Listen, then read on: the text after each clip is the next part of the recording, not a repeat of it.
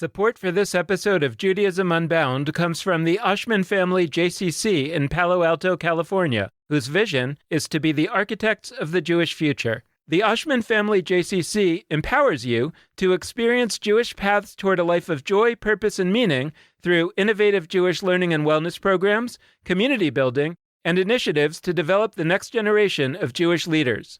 Learn more at www.paloaltojcc.org. This is Judaism Unbound, episode 379, Be Mitzvah, Your Way. Welcome back, everyone. I'm Dan Liebenson. And I'm Lex Rofberg. And before we jump into our interview today, which is another conversation in our series on the Be Mitzvah, otherwise known as the Bar Mitzvah, the Bat Mitzvah, also the gender-neutral Be Mitzvah, we want to make sure that you are well aware of our annual Shavuot program, ShavuotLIVE, which is taking place in just 1 week. If you have been intrigued by the holiday of Shavuot, which marks the occasion of the giving of the Torah at Mount Sinai, or if you've been observing Shavuot your whole life, or maybe if you've been observing Shavuot only over the last few years because you started attending ShavuotLIVE, well, in any of those situations, you are warmly invited to come to ShavuotLIVE 2023. And how do you find out about it? Well, you just go to judaismunbound.com/Shavuot 2023. That's SHAVUOT 2023. And many of you know that the tradition in the last few hundred years, let's say, for Shavuot has been to stay up all night studying Torah, but we are varying from that tradition in two ways. One is that we are staying up all night, but we're actually staying up for 24 hours. ShavuotLIVE begins on Friday, May 26th at 12 noon Eastern Time and ends on Saturday, May 27th at 12 noon Eastern Time. Now, you don't have to be there the whole 24 hours. Pretty much nobody except Lex is there for all 24 hours. But a lot of people have been there for 8, 9, 10, even 12 hours, some even more. So we invite you to come at any time in that 24-hour period, to stay as long as you like, and to go and come as you please. So check it out at judaismunbound.com/Shavuot 2023. And now let's jump into our conversation with our guests today, Amanda Schwartz and Amy Atkins. They are from an organization called Judaism Your Way, some of whose leaders we interviewed way back in episode 213 with Brian Field and Karen Aviv. As Judaism Your Way describes itself on its website, since its founding in 2003, it has been saying yes to Jews and loved ones in the Denver-Boulder metro area through holiday celebrations, life event officiations, educational programs for youth and adults, and more. Its mission is to offer innovative opportunities to connect Jewishly for all Jews and loved ones. Judaism Your Way runs the Open Tent Be Mitzvah program, which is a 2-year experience focused on a student's coming-of-age journey within a Jewish context. The Open Tent Be Mitzvah culminates in a distinctive, meaningful Be Mitzvah ceremony that helps a student find their unique Jewish leadership voice. There's also a related program that is run by Judaism Your Way. It's called Mentorship Your Way, which is a fully customized Be Mitzvah preparation path for families looking to build a strong one-on-one relationship with a rabbinic mentor. The program is suited especially for older students, students who don't live physically in the area of Judaism Your Way, but even students who live in other states all over the United States. Our guests today are the leaders of the Open Tent Be Mitzvah program at Judaism Your Way, Amanda Schwartz and Amy Atkins. Amanda Schwartz is the Family Life Director at Judaism Your Way, where one of her primary responsibilities is running the Be Mitzvah program. And she also runs other family life programs. In addition, she is running the new Disability Inclusion Advisory Team and is actively exploring how Judaism Your Way might more holistically support its community members around end-of-life issues. Amanda Schwartz has rabbinic ordination from the Jewish Theological Seminary. Our second guest, Amy Atkins, is the Open Tent Be Mitzvah Enrollment and Curriculum Manager and Educator. She is a teen and experiential educator focused on inspiring people to reach their full potential. For 10 years, Amy Atkins had various roles in the residential summer camp movement as a counselor, drama director, environmental education director, and assistant director. We are so excited to have this conversation with these wonderful educators thinking differently about the Bee Mitzvah. So, Amanda Schwartz, Amy Atkins, welcome to Judaism Unbound. It's so great to have you. Thank you. We're really excited to be here. So I wanted to start by getting a little bit of a sense of your take on I don't want to overly pathologize it, but the diagnosis of the Bee Mitzvah as we're kind of inheriting it as an American Jewish community that your programs, I think, respond to. So can we start by talking a little bit about what's wrong with the Bee Mitzvah as we have known it?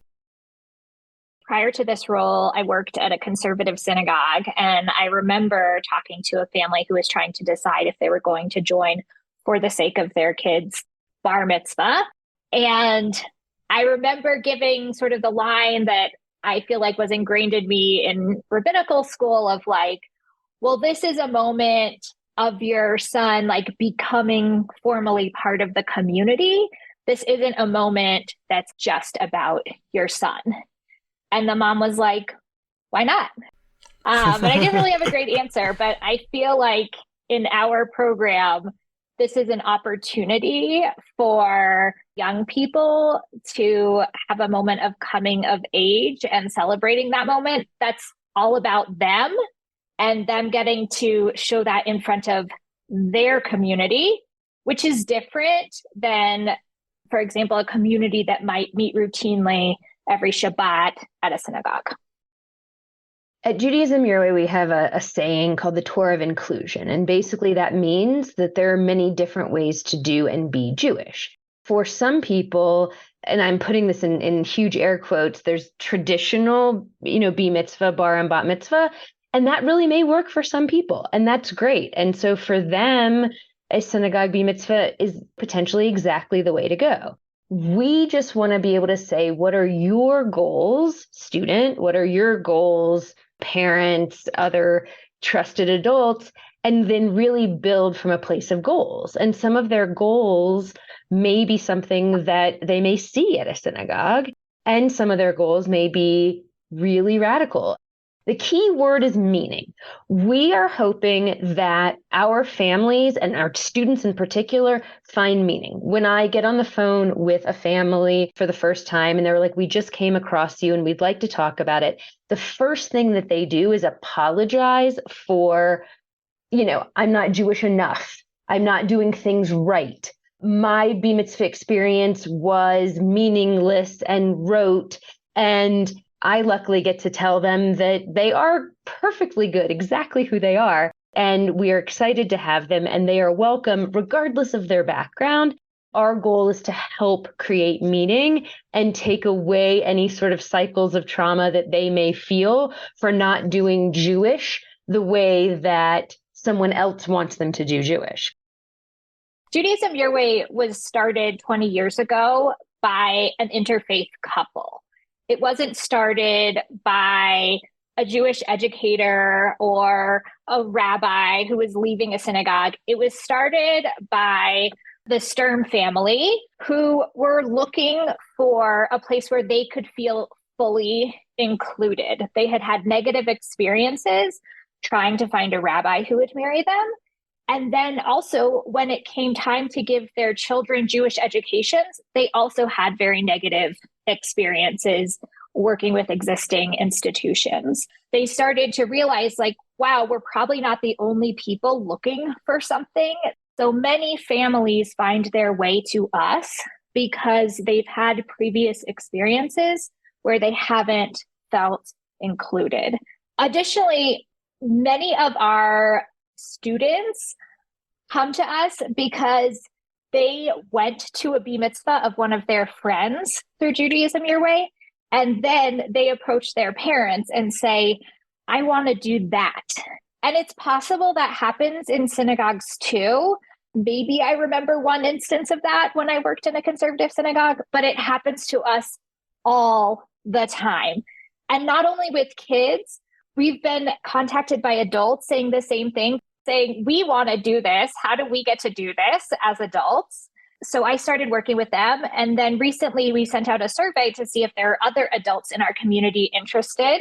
in the same experience. And within a weekend, we had 100 responses. So I have a question that, because of how your organization works and how Open Tent B Mitzvah works, is like by definition a hard question to answer. The spark notes of the question is going to be for you to tell us a little bit about what Open Tent B Mitzvah is. The reason that's hard is that I know part of your answer is it looks different for every single student who goes through it. But the roundabout way I want to go about it is I want to ask you a question that I don't think we've asked yet in this series. And that question is just, what is B Mitzvah? Like, what is it? If you were to talk to just a run-of-the-mill person, whether they're a synagogue goer or not, what's a bar mitzvah, what's a bat mitzvah, what's a b mitzvah, I think most people would respond with, well, it's a ritual that people do at age 12 or 13 where a child, becomes an adult, they might use that language, or becomes an adult in Jewish community and leads a service, and often or usually, they might not even modify it with often or usually, and reads from the Torah in front of the community. They might add that in many cases they give a Devar Torah, they give sort of an interpretive understanding of what they, the 12 or 13-year-old, think about the Torah portion they're chanting. But I do think they'd give an answer that's like... the party. Yeah, oh, sorry, yeah, and then there's usually a big celebration, a party. But I think that people would normally answer that question of what is B Mitzvah with like kind of a series of checkboxes that they perceive B Mitzvahs as checking.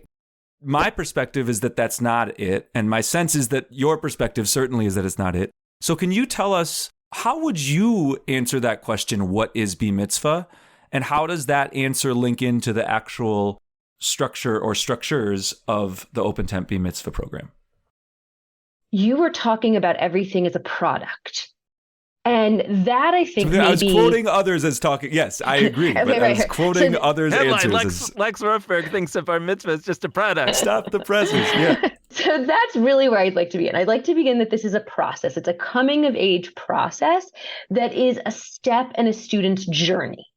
If their point is that they're cognizantly aware now of themselves and can do critical thinking and can start being self-aware about things, we would really like to capitalize on this budding growth in the student to be able to really help them figure out what they think and how they feel about the world and who they are as Jewish people. And like you were saying, our ceremonies look very, very different, each ceremony. But what links them all, what ties them all together, is we're asking students, how do you take responsibility for yourself? How do you take responsibility for your relationships with other people? How do you take responsibility for who you're going to be in the world? And you don't have all those answers yet, but it's the first time you've been asked the questions. And so we ask those questions in a way that's experiential and really fun and fundamentally Jewish. And then we build upon that by letting them self-design and figure out who and how I want to be in front of my most favorite people.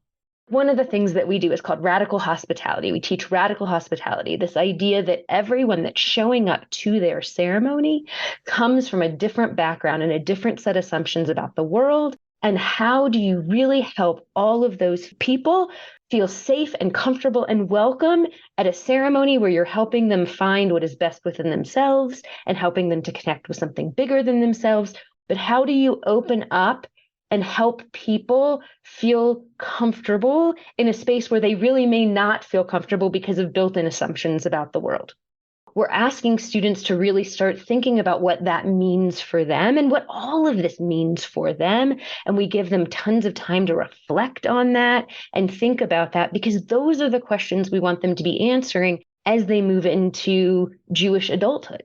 When we're learning about a prayer, the first thing that we learn about is not the aleph bet of the prayer, but we start talking about and learning about the feelings behind the prayer and the themes within the prayer. So maybe we'll play a couple of tunes, about that particular or with that particular prayer so that they can start to get a feel for what that that prayer feels like. Maybe we'll tell a story about the prayer. And then we ask students to write what we call a kavanah, or it's a Hebrew word for like intention or meaning. So they're actually creating what that prayer means to them, what it evokes for them. And then we have them choose how they want to do the prayer. Do they want to do it in Hebrew? Do they want to do it in English? One of my students wrote their own poetry and created their own prayer. So all of our students, if they're doing a prayer, they're asked to explain and talk about the prayer and help their guests get into the mindset and feeling of the prayer before they do the prayer in the way that speaks best to them. So we call our program Open Tent B Mitzvah instead of bar or bot or buh, but B like BE, because we talk about this as a time of thinking about how our students want to be in the world.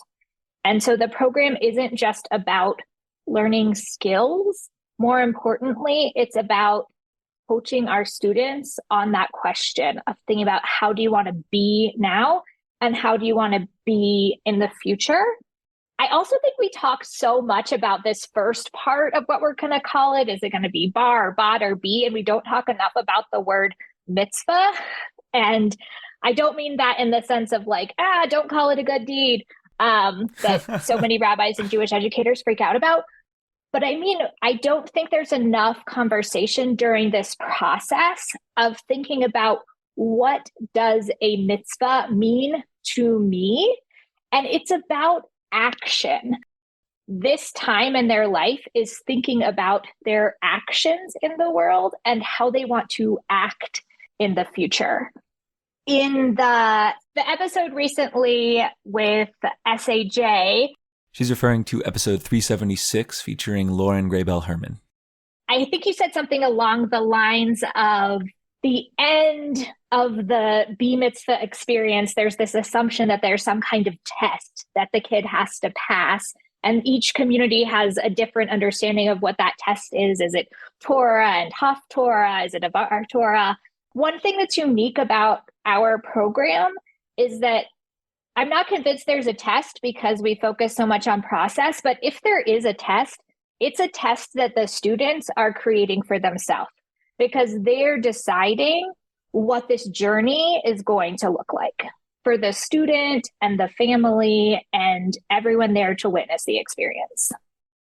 So I'm really excited to dig into that a little more, the ways in which students are shaping their own sense of what this experience is. And really, I just want to get some like examples for folks out there listening and who are building a sense of what you mean by all this, but would love to color it with, we've had ceremonies in these kinds of settings and outdoors and indoors and all those kinds of things. So that's part of what I'm asking here is just what are some examples of the kinds of things that your students do, not as an exhaustive list, but as just a taste. And the other piece that links to that is one of you used a word I think is really important. You used the word if. You said, if a student is doing a prayer, then there's a choice about whether it's Hebrew, whether it's English, whether they write their own liturgy. I love that. I think if looms large in your program. If is an exciting opening because if is a choice. If implies that one can actually say, I'm not going to do this prayer, or even, as I gleaned from some of your website materials, I'm not going to do prayer. Like, I'm going to shape a different kind of B mitzvah moment or experience or ceremony that isn't centered on prayer. That is so empowering. And people could see that as like, oh, you're lowering the standards. I don't think you're lowering the standards. I think what that's doing is it's believing in students who are becoming whatever next stage of their life they are, that they have the ability to make informed decisions about the kinds of Jewish they want to be, and that they can even do that as sort of a facilitator of a Jewish experience for others. And so my question is about that if, what are some of the ifs? What are the things that people might be starting with an assumption, they must still have Hebrew, right? They must still have prayer. Like, what are some things that you can bring example-wise that show how your students have pushed those boundaries, and not just what they haven't done, but similar to, writing their own liturgy, things that they've brought in that are the result of an experience where they are actively given the keys to the car and asked to shape the experience themselves?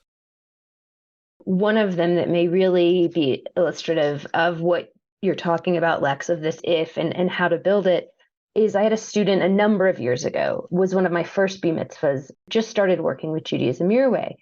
This student, she identifies first as a student of color and a female before she even identifies as being Jewish. And she's like, I really want to build something for me, makes sense for my family, makes sense for my guests.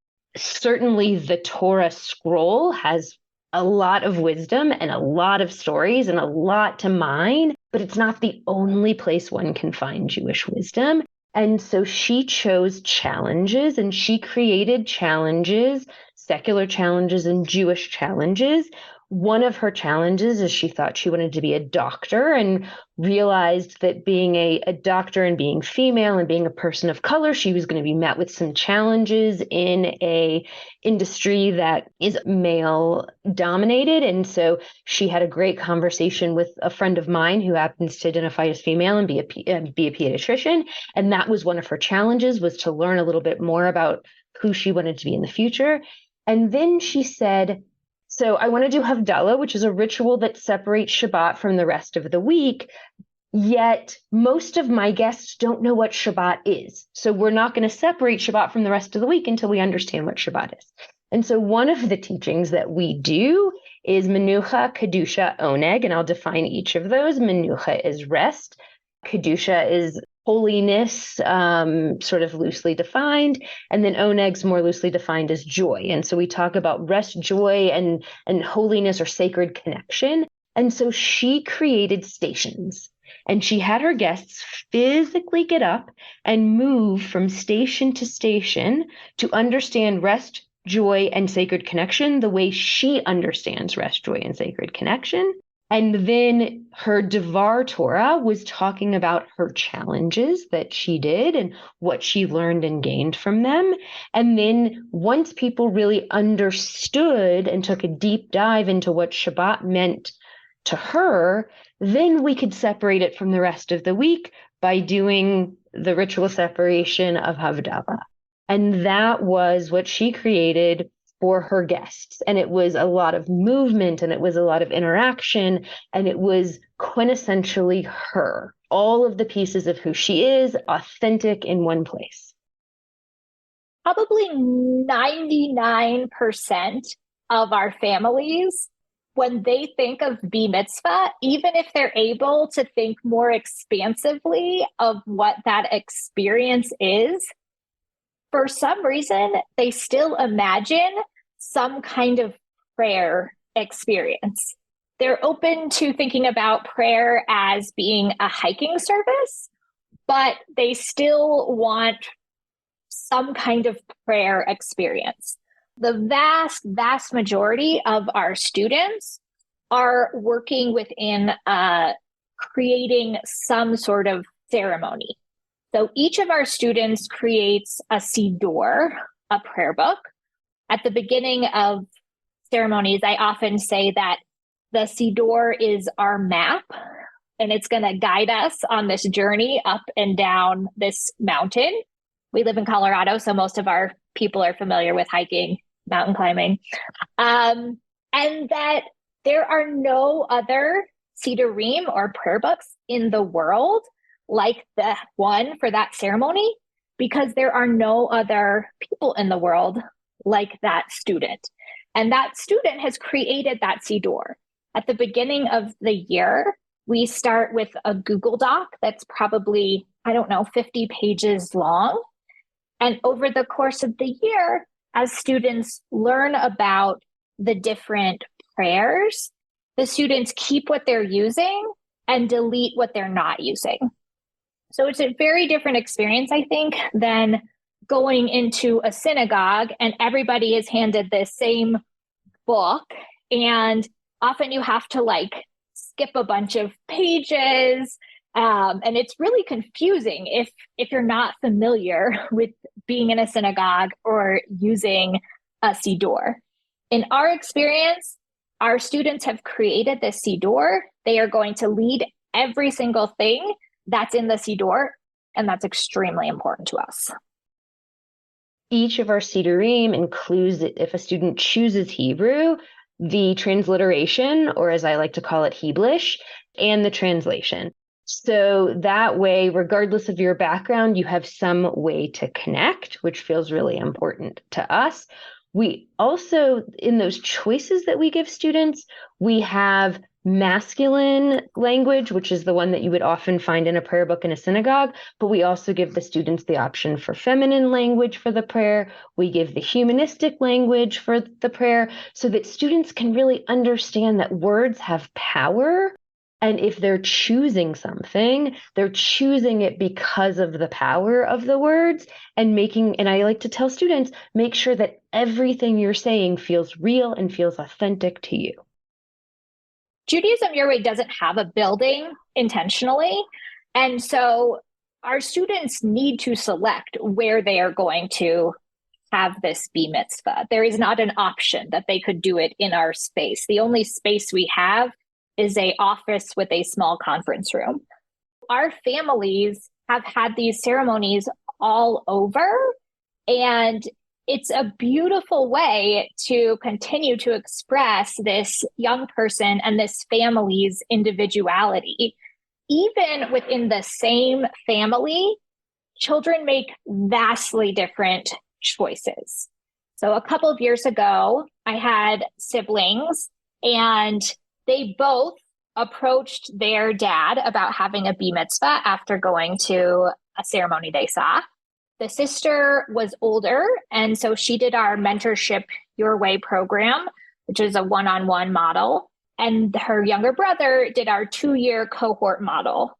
They ended up having their ceremonies relatively close together, but she was 15 and he was 13. And their ceremonies could not have been more different.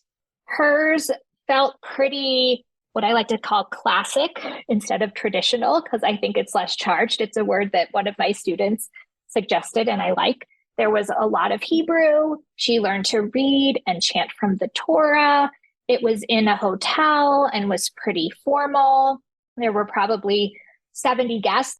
Meanwhile, her brother, the idea of standing up in front of a bunch of people was not at all who he is.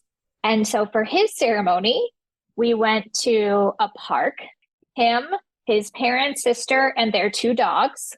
And we brought picnic blankets. And the fact that he was able to get up and lead this service that was his choice in front of that handful of his loved ones was extremely significant for him and all of his family. And both ceremonies just reflected who they are and their own individuality. So, Hebrew, it's come up a little bit already.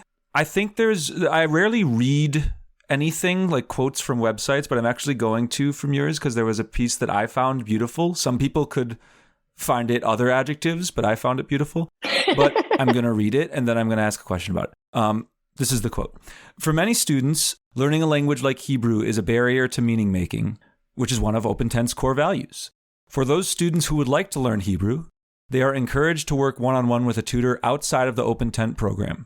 Students who do not learn to read Hebrew are still able to lead parts of their bar mitzvah ceremony in Hebrew, if they choose, by learning the prayers in transliteration. I think that there's some deep, deep Torah here. So first off, you are saying that an authentic way to be a fully formed Jew, an adult Jew, a Jew who has had their coming of age ceremony, or at least who is not at a 101 place of Jewishness. An authentic way of being that is to not know Hebrew and potentially, if one chooses, experience that language through transliteration.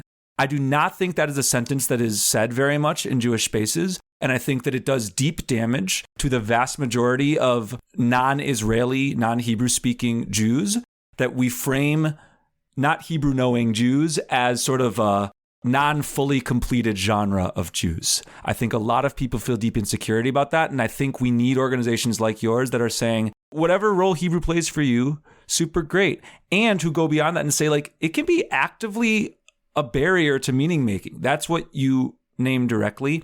When I've, on a couple of occasions, worked with Bar Mitzvah students, the ones I've worked with have not really felt that deeply drawn to Hebrew.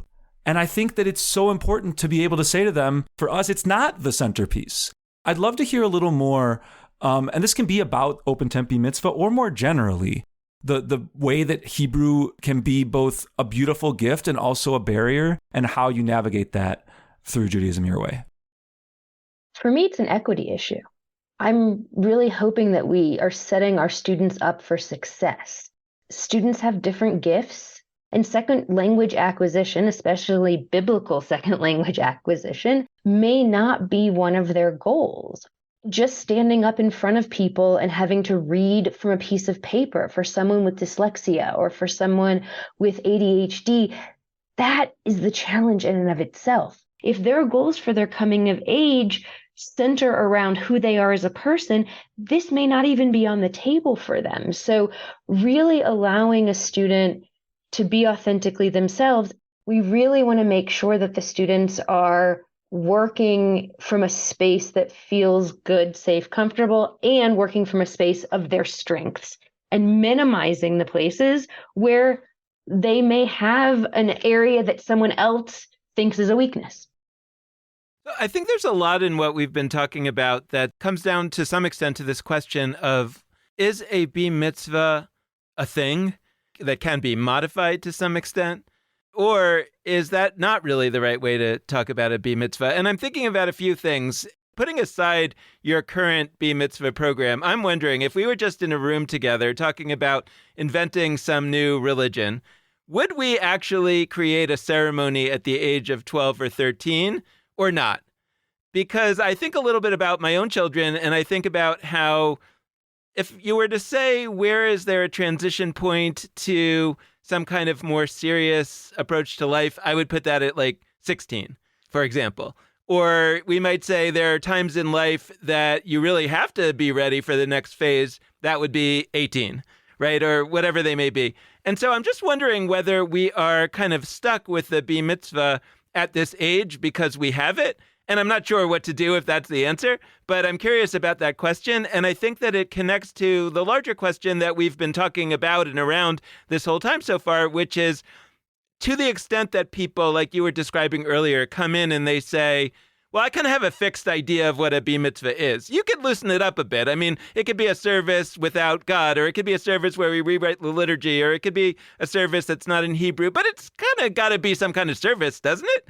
And there's an extent to which we can try to say, oh, it really doesn't. I mean, that's, the Bar Mitzvah wasn't even really invented until very recently in the scheme of things in terms of how you're thinking about it. So it doesn't have to be stuck there. And yet, my experience is the same as yours, that most people believe that they know what a Bar Mitzvah is, and it kind of more or less has to take place as part of a service. And I have been frustrated at how difficult it is to move people off that way of thinking. And I sort of wonder whether the response should be, let's not try to move them off. Let's just, that can't really be done. So let's just make it as meaningful as we possibly can? Or should we be thinking more adventurously than that if we're saying, well, actually, look, these are not people that are going to ever go to services again, really, or very much. So we really have to move them off the idea that it's a service, because otherwise it's not really going to be the meaningful thing for the rest of their life in an important way. So I guess I'm wondering whether you think to some extent that what you're doing, and not to put it down, just to ask about it as a road to somewhere else, is it what we sometimes talk about in Jewish thinking as b'diavad, which is basically the idea that it's not the ideal. The ideal thing would be to move Bar Mitzvah off of a service, and the ideal thing would be to have it at 16. But at the end of the day, we kind of know that this is when people want to have it, and this is what they assume it is, so we'll do the best we can with this. Or do you see it as a lechatchila, which is the concept of saying, no, actually, this is the right age to do it. This is the right basic framework to do it. And I'd love to hear you talk about why. So I have a couple of thoughts. We saw many people push their Bar Mitzvahs back a year or even two because of COVID. And the people who did that, they ended up getting a significant amount out of doing it at a later date. One of my students even talked about that specifically in her talk at her bar mitzvah of like, I didn't know why I was doing this 2 years ago, and now I do. Sure, there could be value in doing it later. And we're also super open to that. We have a minimum requirement. Students who want to start our program must be in 6th grade. We have not had good luck with students starting in 5th grade in terms of where they're at developmentally. But we don't have a maximum. We've had students approach us wanting a bar mitzvah at 18. And that's great. In terms of your question of like, is the service itself ideal or should it be something else? What makes the most sense for people's lives who are probably very rarely or never going to engage in prayer? I don't know. The truth is, honestly, I don't care that much about the end product. What I think is really important is that our students are getting so much more out of this process than just learning skills, like learning to memorize prayers that they may never use again. One value I see of doing bar mitzvah at this age before students enter high school is that we really are empowering these students to make choices of what feels meaningful to them and what they can do with integrity, which I think is so important. This act of being empowered to make choices and say what feels right and what doesn't feel right. These are skills our students need to have. I know they talk about them in school, but I feel like it's something you can never get enough of. And this kind of preteen moment is an amazing time to have these conversations. So can we talk about the broader question, which is not just about bar mitzvahs, but I think it's about Judaism Your Way in general, and not the organization Judaism Your Way necessarily, but the concept of Judaism Your Way, because I am wondering about the balance between Judaism or anything your way versus it's a thing. There's an itness to it. It can't just be your way, because then it wouldn't be Judaism, or would it, right? So I guess I'm wondering how you think and how this program generally takes on the question, what is Judaism if it can be your way? Judaism is an evolution. If we go back and we were to take a slice of Jewish history from any 7 periods of time, Judaism looks very different in each of those slices. And if we take Judaism and slice it 7 times into the future, I would hope it would take on a different take. So this idea that Judaism is static and it's only good if it's static seems strange, because we all know that updating of things sometimes can be bad and it can be too much. But on the whole, I would say that evolution has brought really positive things in, especially dismantling systems of oppression that have been built both through Judaism and through, other cultures. If we're not questioning and dismantling those systems, then I feel we are not evolving properly. Dan and Lex, I know in a previous episode, I think it was maybe the one with Rebecca Milder, I know you talked about the value of educating children to be Jewish innovators so that we're giving the next generation the tools to keep evolving Judaism, which seems so critically important to me when we know that Jewish families today don't look the same way that Jewish families looked 5 generations ago. So we need this to keep evolving and to reflect what our people look like in the sense of what is meaningful to them. In a class recently, I showed my students a picture of the Grand Canyon. And in this image of the Grand Canyon, there's some people standing on the top. And so I told them that the Torah, this scroll that we've been talking about throughout the year, is kind of like the bottom layer of strata of the Grand Canyon. And then over the course of the year, we've also talked about other texts like Mishnah and Talmud and Midrash, and those are other layers. But there's lots and lots of layers.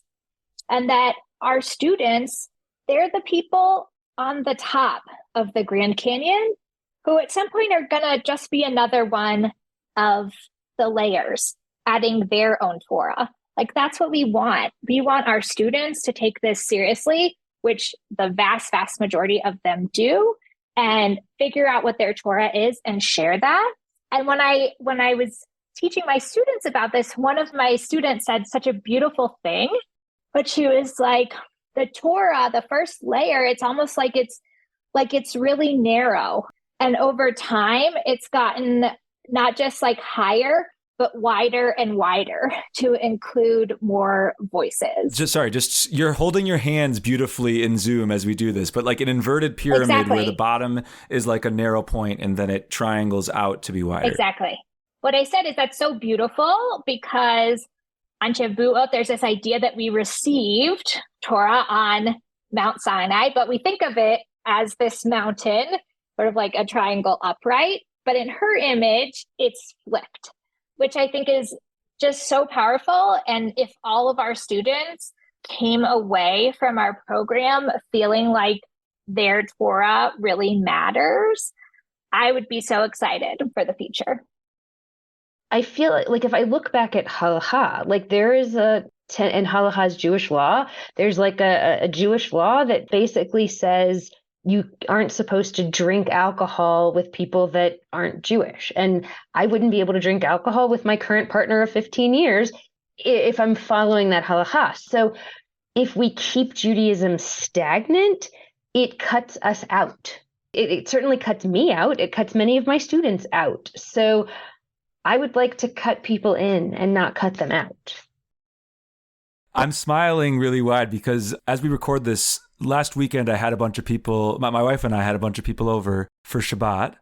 And I've said this on the podcast before, but my custom, for the reasons you just identified, is to not drink kosher wine because the reasons that make it kosher. First off, my wife's not Jewish. I also couldn't share it with her. But we just had a bunch of people over and I went to the store to get wine. And I spotted a red wine on the shelf. I'm going to post a picture in the show notes for this episode. They have all these, wine label pictures. And this wine had a picture of a pig. And it was like the pig themed wine.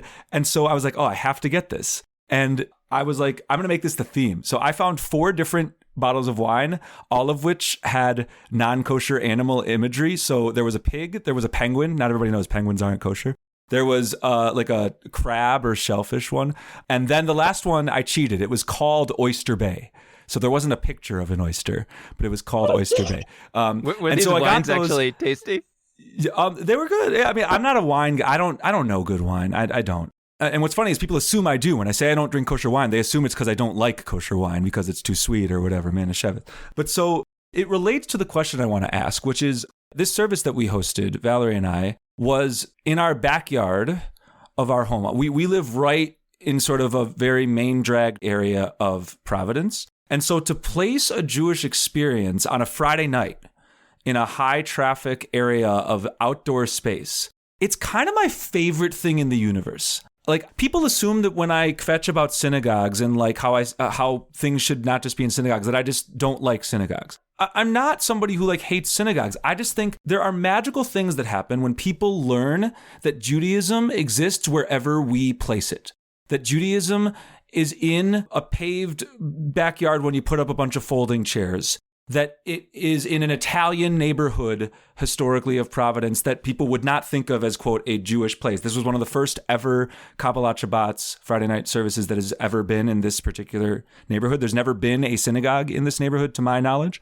That's really cool. And so what I think your program is doing, to get back to your program, is you're actually teaching students that I don't know that you're saying this directly, but it's implicit. Like, they are, by definition, building a Jewish experience that is not, or maybe some of them do it in synagogues, but at least most of them are in, like you said, hotels or parks or fill in the blank.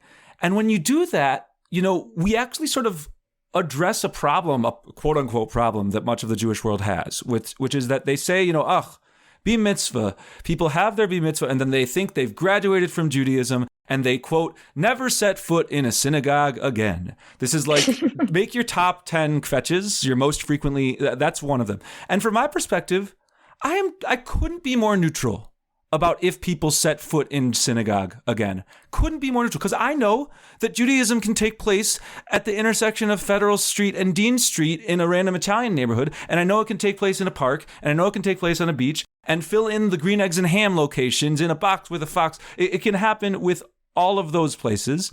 And so for me, it's not about getting people to set foot in synagogue. It's about teaching people at age 12 or 13. I actually more and more really am invested in the age 12 or 13. Dan and I think, have a growing disagreement, and we'll duke that out in future episodes. But it's teaching people at a really formative period of life, the first ever Jewish experience I constructed and cared deeply about was not in a synagogue.